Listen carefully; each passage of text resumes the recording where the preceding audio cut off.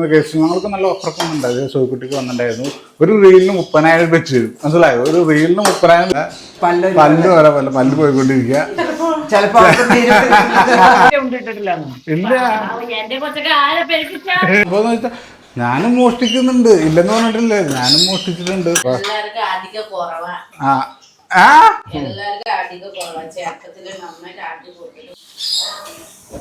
Ammutty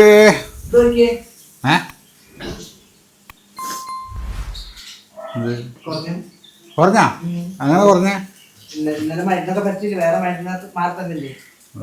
okay okay, നല്ല കാര്യം.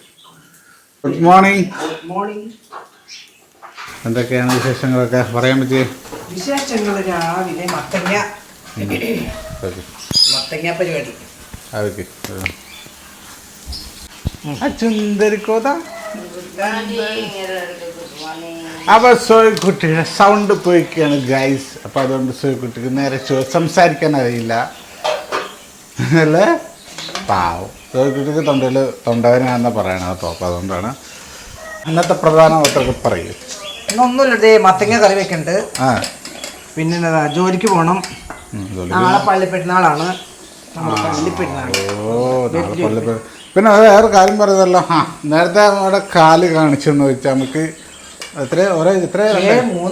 മൂന്നാഴ്ചയായിട്ട് കാല് നീരുവേന.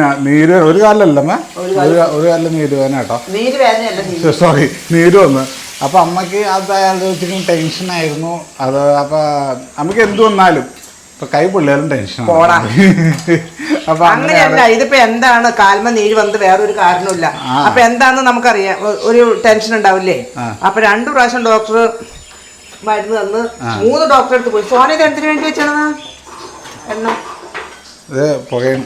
3 ഡോക്ടറെ അടുത്ത് പോയി. 3 പ്രാവശ്യം പോയിട്ട് നമുക്കിത് കുറയുന്നില്ല. അപ്പൊ നമുക്ക് സ്വാഭാവികമായിട്ട് എന്താണെന്ന് അറിയാനുള്ള ഒരു ടെൻഷൻ ഉണ്ടാവില്ലേ. ഇന്നലെ പോയി സ്കാൻ ചെയ്തു, ബ്ലഡൊക്കെ ടെസ്റ്റ് ചെയ്തു. ആ ഡോക്ടർ വേറെ മരുന്ന് മാറി തന്നു. രാവിലെ തന്നെ കണ്ടോ, എന്നിട്ട് കുറഞ്ഞു. അപ്പൊ നമുക്കൊരു സമാധാനം. അതെല്ലാവർക്കും അങ്ങനെയാ. എന്തെങ്കിലും ഒരു വയസ്സും വന്ന എന്താണോ. എന്തായാലും അമ്മ ഈ 2025 മറക്കത്തില്ല. അമ്മയ്ക്ക് പൊളിയായിരുന്നു എല്ലാം കൊണ്ടും. ഇത് കഴിയുമ്പോ അടുത്ത എന്താണെന്ന് അറിയില്ല. അമ്മക്ക് അതാ പേടി. അതെ പേടിയുണ്ട്. ഓരോന്ന് ഇപ്പൊ ഈ 2 മാസം കൊണ്ട് ഞാൻ എത്ര പ്രാവശ്യം ഹോസ്പിറ്റലിൽ പോയി. 3-4 മാസമായിട്ടുള്ളൂ. അപ്പൊ നമുക്കതൊരു എന്താണാവോ എന്നുള്ളൊരു ടെൻഷൻ. അങ്ങനെ സോയ്ക്കുട്ടി എന്താ പറഞ്ഞ അമ്മയോട്? നീര് വന്നു കഴിഞ്ഞാൽ എന്നോടെന്ന് പറഞ്ഞത്? നമുക്ക് നീര് വന്നില്ലേ? അപ്പൊ നീ എന്നോട് പറഞ്ഞ കാര്യം എന്താണെന്നറിയോ? അമ്മച്ചിയെ ദൈവത്തോർത്ത് ഇന്ന് ഇതാലോചിച്ച് ടെൻഷൻ അടിക്കില്ലേ എന്ന്. നീ അതിങ്ങനെ ആലോചിച്ചിരിക്കും. അങ്ങനെയാണ് കാര്യങ്ങള്. അതെല്ലാവർക്കും അങ്ങനെയാണ്. അതെല്ലാവരും അങ്ങനെയായി പോകും. അസുഖം വരുമ്പോ നമ്മൾ പിന്നെ ചിന്തിക്കും ഇതെന്താണ് മനസ്സിലായിട്ട് ആണിച്ചു ചോദിക്കണം എന്താന്ന കാര്യം. എടേ അമ്മക്ക് വന്നില്ലേ? അപ്പൊ അമ്മ അതെല്ലാവർക്കും ഉണ്ടാവും. അമ്മക്ക് ഇത്ര ഏജ് ആയില്ലേ, അത് ചിന്തിച്ചൂടേന്ന്. അതൊക്കെ എനിക്കറിയാം. പിന്നെ പേടിക്കണേ അല്ല, ഏജ് ആയി. പക്ഷെ ഇത് എന്തിന്റെ ആണെന്നുള്ളൊരു ടെൻഷൻ. ഒരു കാര്യം വന്നേക്കുന്നത് എന്തിന്റെ ആണ് എന്നുള്ളൊരു ഇതുണ്ടാവില്ലടാ. അവൾക്ക് എന്താ പേടി?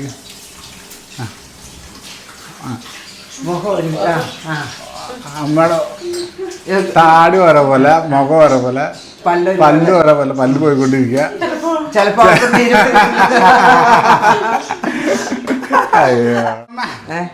എന്താണ് നടക്കുന്നത്?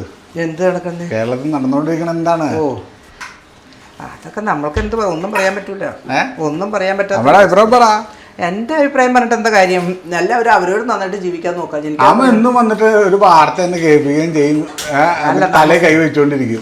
എനിക്കത് മറ്റുള്ളവരോട് പബ്ലിക്കായിട്ട് പറയുമ്പോൾ എനിക്കത് ഇഷ്ടമല്ല. അവരതെങ്ങനെ എടുക്കുമെന്ന് നമുക്കറിയില്ലല്ലോ. എല്ലാവർക്കും അറിയാം ഇപ്പൊ നടക്കുന്നത് മൊത്തം മനുഷ്യർക്ക് എല്ലാവർക്കും ബുദ്ധിമുട്ടുണ്ടാക്കുന്ന കാര്യങ്ങളാണ്, വിഷമങ്ങളാണെന്ന് എല്ലാവർക്കും അറിയാം. അപ്പം നമ്മൾക്ക് അതിൽ പ്രത്യേകിച്ച് നമ്മൾ എന്താ അഭിപ്രായം പറയണത്? എൻ്റെ അഭിപ്രായം എന്താണെന്നറിയോ? എല്ലാവരും അവരവർ നന്നായിട്ട് ജീവിക്കാൻ നോക്കാം. അതേ പറയാനുള്ളൂ. അല്ലാണ്ട് നമുക്കെന്ത് പറയാനാ? അല്ല, ഇത് സംഭവം എന്ന് വെച്ചാൽ ഒരു കൂട്ടുകെട്ടില്ലേ, അങ്ങനെ കൂട്ടുകെട്ടെന്ന് വെച്ചാൽ ഒരു ഡ്രഗ്സ് അത് കൂടി അതും വെച്ചുകൊണ്ട് കുറെ തെറ്റുകൾ ചെയ്യുന്നുണ്ട്. മനസ്സിലായോ?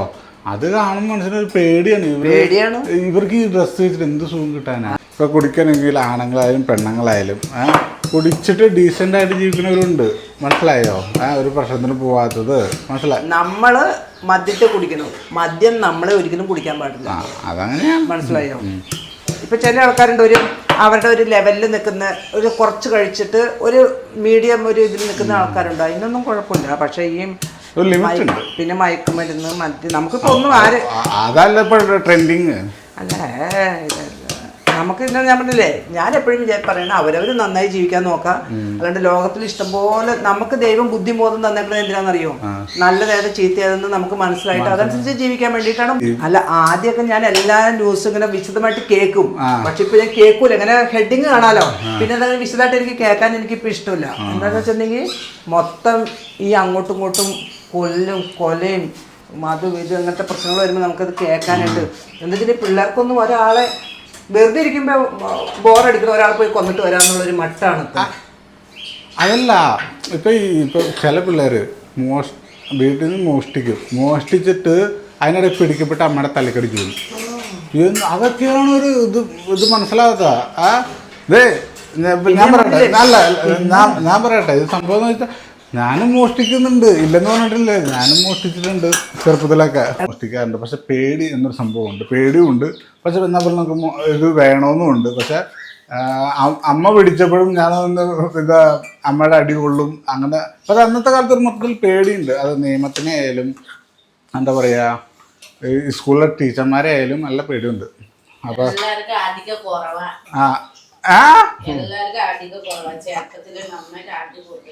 അതും ശരിയാണ്. പക്ഷെ ഇപ്പത്തെ അടിച്ചു കഴിഞ്ഞാൽ പിള്ളേര് വീഡിയോ എടുത്തിട്ട് പബ്ലിക് ആക്കല്ലേടി.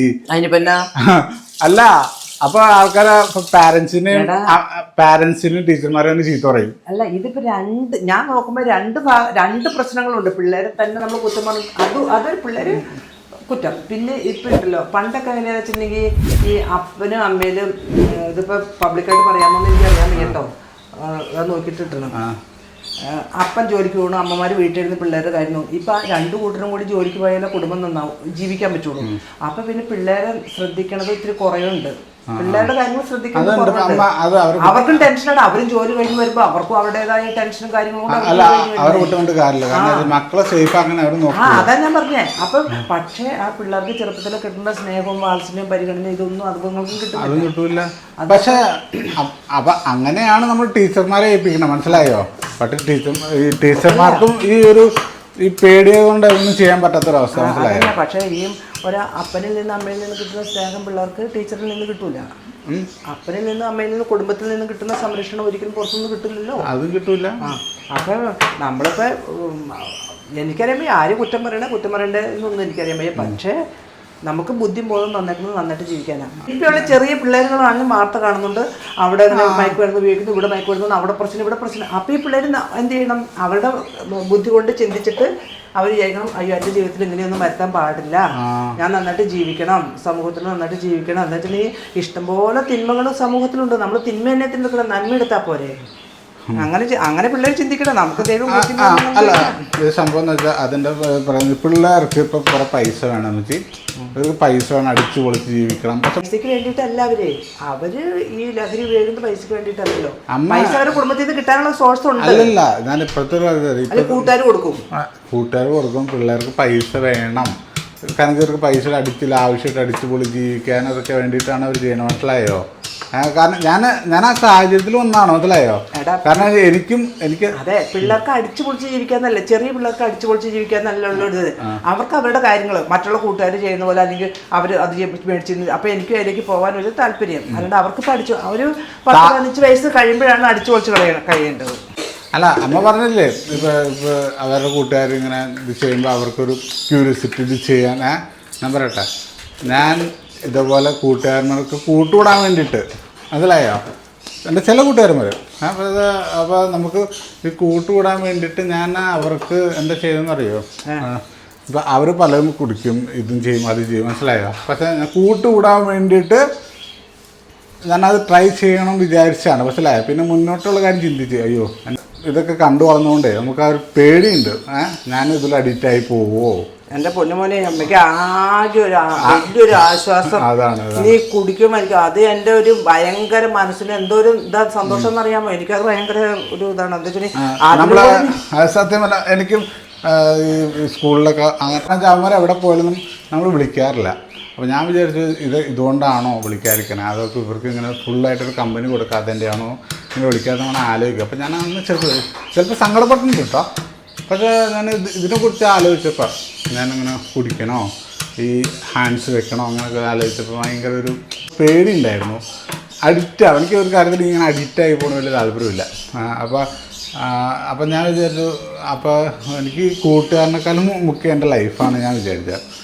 അപ്പോൾ എന്താ വെച്ചാൽ അമ്മ ഇതിനെക്കുറിച്ച് ആലോചിച്ച് ടെൻഷൻ അടിച്ച് ഒരു ഇതിലായിരുന്നു നിന്നതാണ് മനസ്സിലായി. അന്ന് നീ അങ്ങനെ കുടി തുടങ്ങി ഒന്നിനും നീ ഉണ്ടാവുള്ളായിരുന്നു, അല്ലെങ്കിൽ ഞാൻ ഉണ്ടാവുള്ളായിരുന്നു. അതാണ്, അങ്ങനെ ഒരു ഭീഷണി ഉണ്ടായിരുന്നു.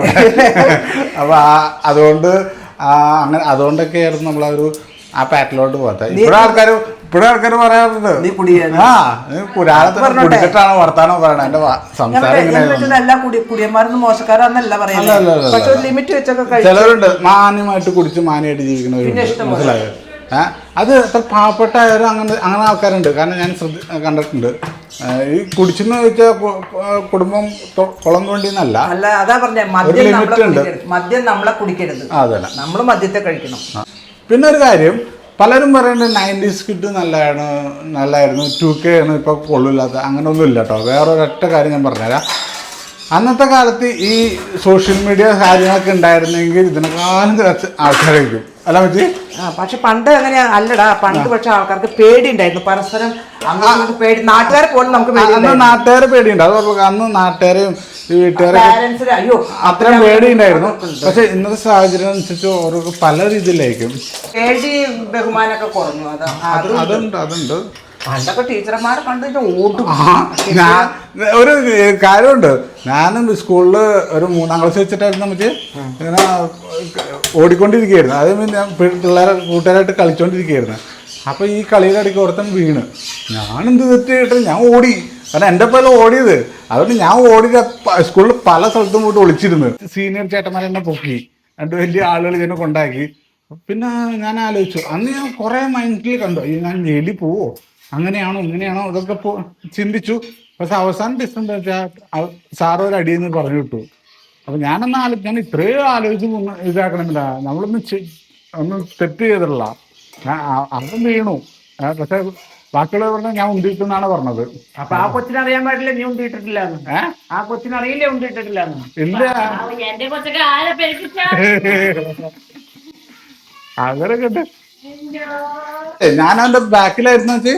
അപ്പൊ അവൻ വിചാരിച്ച് ഞാൻ തക്കിട്ടെന്ന് വിചാരിച്ചേ. മനസ്സിലായി. അവനെ കുറ്റം പറഞ്ഞിട്ട് കാര്യമില്ല. എന്തായാലും പിള്ളേര് തെറ്റിയതാണ് പാരന്റ്സ് പിള്ളേരുടെ ഒപ്പം നിൽക്കും. അതായത് ഞങ്ങള് ബാങ്കില് ആദ്യം ബാങ്ക് വേറൊരു സ്ഥലത്തായിരുന്നല്ലോ, സ്കൂളിനോട് ചേർന്നായിരുന്നു. അപ്പോൾ 2 ദിവസം ബാക്കിൽ കൂടെ പിള്ളേര് ഒരു കൊച്ചു വന്നിട്ട് ബാക്കിൽ കൂടെ ചരട് വാരി ഇതിൻ്റെ ഉള്ളിലിട്ടു. ബാങ്കിന്റെ ഉള്ളിലിട്ടൂടെ പിള്ളേര് ഒരു 5-6 പിള്ളേര്.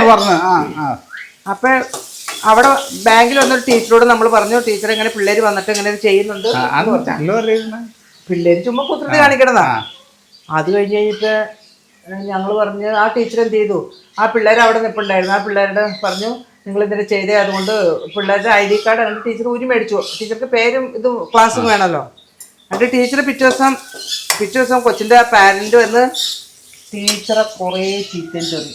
സ്കൂളിൽ വന്നിട്ട് ടീച്ചറെ കുറേ ചീത്ത വന്നിട്ട് എൻ്റെ മോൻ്റെ ID കാർഡ് മേടിച്ച് എന്നത്തിനാ അങ്ങനെ എങ്ങനെ നമ്മുടെ ടീച്ചറെ പറയാത്ത ചീത്തയില്ല.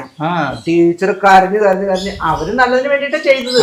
കൊച്ചു വന്നിട്ട് നമ്മുടെ ബാങ്കില് ഈ പുറകിലെ ജനല് വഴി ഈ കൊച്ചിങ്ങനെ മണ്ണ് ഏരി ഇങ്ങോട്ടേക്ക് ഇടുകയാണ്. ഒരു ദിവസമല്ല 2 ദിവസം. അപ്പൊ നമ്മൾ സ്വാഭാവികമായിട്ടും നമ്മൾ അവിടെ ടീച്ചർ ബാങ്കിൽ വന്നപ്പോ പറഞ്ഞു. എന്നിട്ട് ടീച്ചർ എന്ത് ചെയ്തു, ID കാർഡ് കൊച്ചിൻ്റെ ഊരി മേടിച്ചു.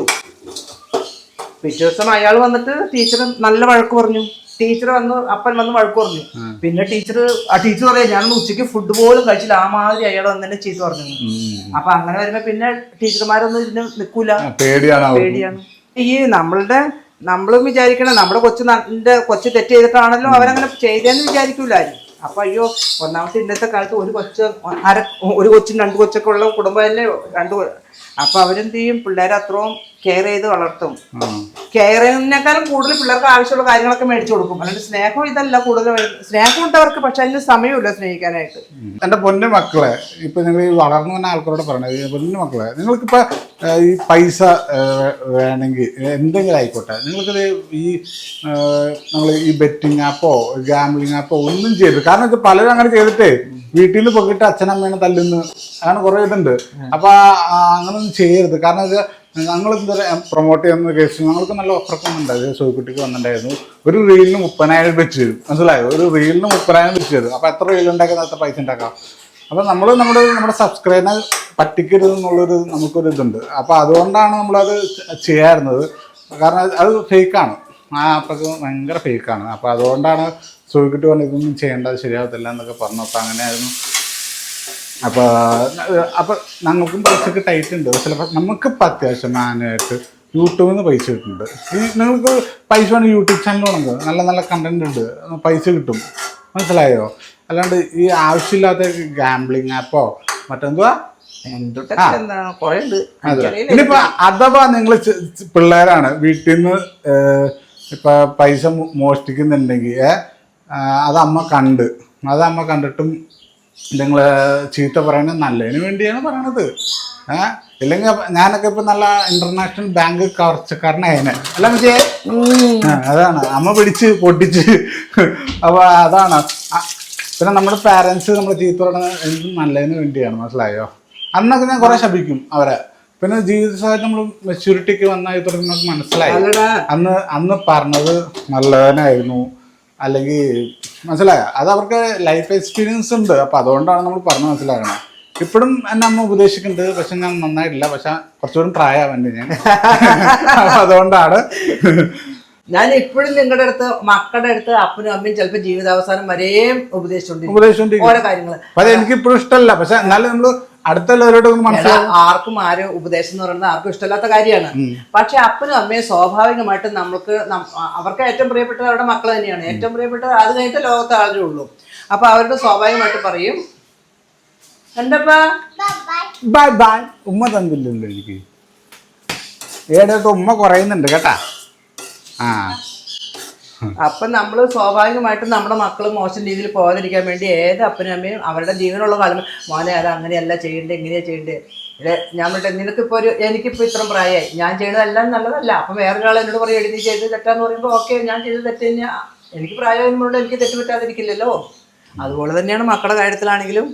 പ്രത്യേകിച്ച് മക്കളുടെ കാര്യത്തിൽ അപ്പനും അമ്മയ്ക്കും ഭയങ്കര ഇതായിരിക്കും. അയ്യോ എൻ്റെ അമ്മ അല്ല മച്ചി, ഈ പലരും ഇങ്ങനെ ഈ ഡ്രഗ്സ് ഇപ്പൊ പിള്ളേരെ പിടിക്കുന്നുണ്ടല്ലോ, ഡ്രഗ്സ് വിൽക്കുന്നുണ്ട്. അങ്ങനെയാണ് അവർക്ക് പൈസക്ക് വേണ്ടിയിട്ടാണ് ഇത് ചെയ്യുന്നത്, മനസ്സിലായോ? വേണ്ടിയിട്ട് ചെയ്തു കഴിഞ്ഞാൽ എന്നായാലും ഒരു നാൾ പിടിക്കപ്പെടും. അത് ശരിയാ. പിടിക്കപ്പെട്ട് കഴിഞ്ഞാൽ പിന്നെ അവരുടെ ജീവിതം എന്തായി? നഷ്ടപ്പെടുന്നത് നമ്മുടെ കുടുംബത്തിനാണ്, മനസ്സിലായോ? എന്ത് കാണിച്ചാലും എന്ത് തെറ്റ് ചെയ്താലും നമ്മൾ നഷ്ടപ്പെടുന്നത് നമ്മുടെ കുടുംബത്തിനാണ്, മനസ്സിലായോ? അപ്പൊ എൻ്റെ പൊന്നു മക്കളെ, നിങ്ങൾ ഈ ആവശ്യമില്ലാത്ത പരിപാടിക്ക് പോവല്ലേ, അത്രയും പറയാന്നുള്ളൂ. ഇപ്പം നിങ്ങൾക്കും മറ്റ് ഇപ്പം കൂട്ടുകാരന്മാരുടെ കൂട്ടുകൂടാൻ വേണ്ടിയിട്ട് അങ്ങനെയൊക്കെ ചെയ്യാൻ തോന്നും. പക്ഷെ ഒരിക്കലും ചെയ്യരുത്. ഇപ്പം ഞാനൊക്കെ അന്ന് ചെയ്ത് പോയിരുന്നെങ്കിൽ ഇപ്പോൾ വേറെ അവസ്ഥയായി പോയേനെ. അപ്പം ഇങ്ങനെ ഒരു കാര്യങ്ങളൊക്കെ ആകുമ്പോൾ നമ്മൾ പിള്ളേർ ഒരിക്കലും ഇങ്ങനെ പോകല്ലേ മക്കളെ ദൈവത്തോർത്ത്. ഇപ്പം എൻ്റെ വീഡിയോ കാണുന്നുണ്ട് ചെറിയ പിള്ളേരോട് ഞാൻ പറയണത്, എൻ്റെ ലൈഫിൽ ഒരു മനസ്സിലാക്കിക്കൊണ്ടൊരു കാര്യം പറയാം. നമ്മുടെ ജീവിതത്തിലെ ഏറ്റവും വലിയ ലഹരി എന്താണെന്നറിയോ? അതായത് ഈ ഡ്രഗ്സോ ഈ ഈ കുടിയോ ഒന്നുമല്ല, പുകയിലൊന്നുമല്ല. ഏറ്റവും വലിയ ലഹരി എന്ന് പറഞ്ഞാൽ നമ്മുടെ ഫാമിലിയാണ്. നിങ്ങൾ ഫാമിലിക്ക് വേണ്ടി ജീവിച്ചു കഴിഞ്ഞാൽ ആ ഫാമിലിക്ക് വേണ്ടി ജീവിക്കുമ്പോൾ ആ മനസ്സിൽ കിട്ടുന്ന സുഖം ഉണ്ടല്ലോ, ഒരു സാറ്റിസ്ഫാക്ഷൻ ഉണ്ടല്ലോ, ഒരു ഇതിൻ്റെ ഇടയ്ക്ക് നല്ല ഡയലോഗ് പറയുമ്പോൾ അത് മനസ്സിലായിട്ടുണ്ടാവും. അപ്പോൾ അത് നമ്മൾ ഫാമിലിക്ക് വേണ്ടി ജീവിച്ചു നോക്കുമ്പോൾ ഒരു ഇത് വരും. എനിക്ക് പലപ്പോഴും ഫീൽ ചെയ്യണം. അതുകൊണ്ട് ഞാനിപ്പോൾ എൻ്റെ ഫാമിലിനെ ഇങ്ങനെ ഹാപ്പി ആയിട്ട് ഇരുത്താൻ നോക്കണേ. ഇപ്പോൾ അവർക്ക് വേണ്ടി ഓരോ കാര്യങ്ങൾ ചേർക്കുമ്പോൾ അവർ ആ ജീവിത സന്തോഷം കാണുന്നുണ്ടല്ലോ, അതിനേക്കാളും വലിയ ലഹരി വേറെ ഒന്നുമില്ല കേട്ടോ. ഞാൻ മറ്റേ ലഹരി ഒന്നും എക്സ്പീരിയൻസ് ചെയ്തില്ല. പക്ഷെ എനിക്ക് ഇത് പക്ഷെ അങ്ങനെ ഒന്നുമില്ല കേട്ടോ. നമ്മൾ ഒരിക്കലും ഇത് ചെയ്യരുത്. അത് നിങ്ങൾക്ക് തുടർന്ന് നിങ്ങൾക്ക് തന്നെ അറിയാം നെഗറ്റീവ് ആണെന്ന്. അത് ദോഷമാണ് നിങ്ങൾക്ക് തന്നെ അറിയാം. അത് വേണ്ട, നമുക്കത് വേണ്ട. അത് വിട്. അത് വിട്ട് കഴിഞ്ഞാൽ നിങ്ങൾക്കും നല്ലതാണ്, നിങ്ങളുടെ ഫാമിലിക്ക് നല്ല. ഞങ്ങൾക്കല്ല, നിങ്ങളുടെ ഫാമിലിക്ക്. മനസ്സിലായോ? നിങ്ങളുടെ ഫാമിലി നല്ലതാണ്, നിങ്ങളുടെ സമൂഹത്തിനും നല്ലതാണ്. മനസ്സിലായോ? അത്രയൊക്കെ എനിക്ക് പറയാനുള്ളൂ. അല്ല മച്ചി? ഞാണമ്മച്ചി. ആ അതല്ലടാ, പിന്നെ പിള്ളേരുകൾ നമ്മള് വന്നിട്ട് ഞാൻ ആരാണ് ഇന്ന് ഉപദേശിക്കാൻ? പേടിയാ, സത്യമാണ്, പിള്ളേരെ പേടിയാ. അങ്ങനെ പറയും. അപ്പൊ നമുക്ക് വേണ്ട മക്കളെ, വിട്. ആ കേസേ വിട്. നമുക്ക് ഞാൻ ജസ്റ്റ് പറഞ്ഞതുള്ളൂ. ഇത് കാണുമ്പോൾ തന്നെ ഇത് നമ്മളിപ്പോൾ ഒരു സോഷ്യൽ മീഡിയയിലല്ല, അപ്പോൾ ഇതിൽ കാണുന്ന പിള്ളേർ എല്ലാവരും അങ്ങനെയല്ല കേട്ടോ. ഇപ്പോൾ കാണുന്നവർ എന്തെങ്കിലും ഇവിടേക്ക് പോകാൻ ചിന്തയുണ്ടെങ്കിൽ ഇത് വിട്. അപ്പോൾ അതുകൊണ്ടാണ്. അല്ല മതി, ഇപ്പൊ ഈ വീഡിയോ കണ്ടിട്ട് പറഞ്ഞേ നീ രാവിലെ തന്നെ വെള്ളം അടിച്ചിട്ടാണ് ഞങ്ങൾ ഉപദേശിക്കാൻ തന്നെ. അതൊക്കെ ചോദിക്കും. അല്ല ചോദിക്കും. എൻ്റെ സംസാരം ഇങ്ങനെ കേട്ടോ, അതുകൊണ്ടാ നാവ് കുഴയും. ആ അമ്മ എന്നെ അടച്ചു പൂട്ടി വീട്ടിൽ വളർത്തിയതാണ്. പൊന്നു പോലെ അതാ കാക്ക കുത്തിക്കൊണ്ട് പോയിരിക്കാൻ കോഴിക്കുഞ്ഞുങ്ങളെ നോക്കൂല്ലേ, അതുപോലെ തന്നെ നോക്കിയ. അപ്പോൾ അതുകൊണ്ട് ഞാൻ അങ്ങനെ പുറത്തെ ആൾക്കാരായിട്ട് കൂടുതൽ സംസാരിക്കില്ലായിരുന്നു. അപ്പോൾ അങ്ങനെയായിരുന്നു. അപ്പുറം കൂട്ടുകാരന്മാരായിട്ട് അത്രേ ഉള്ളൂ ആ സമയത്ത്. ഉപേക്ഷിക്കാൻ ആരാ ഉദ്ദേശിക്കണം? എന്തുദ്ദേശിക്കണം? എന്തുദ്ദേശിക്കണം?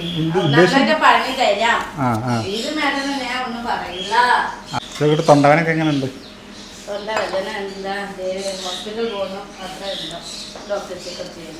അപ്പൊ സോയക്കുട്ടിക്ക് ഇവിടെ ഒരു AC പിടിപ്പിക്കണം എന്നാണ് പറയണത്. എടേ ഈ ഫാൻ പിടിപ്പിച്ചാൽ ഇങ്ങനെ ചൂട് വലിച്ചുകൊണ്ടല്ലേ ഇത് താഴോട്ട് വരുള്ളൂ. ഫാൻ പിടിപ്പിച്ചാലും മുകളിലുള്ള ചൂട് വലിച്ച് താഴോട്ട് വരും.